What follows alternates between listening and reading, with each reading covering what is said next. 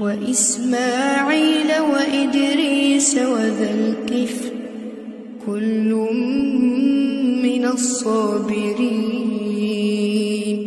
وأدخلناهم في رحمتنا إنهم من الصالحين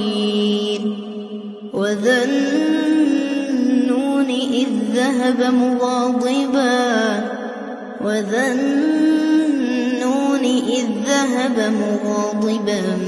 فظن أن لن نقدر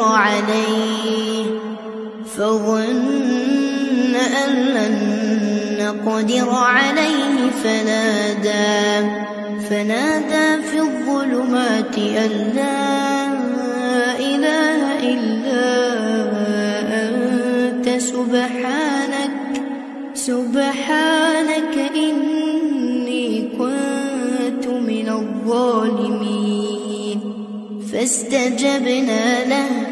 فاستجبنا له ونجيناه من الغم وكذلك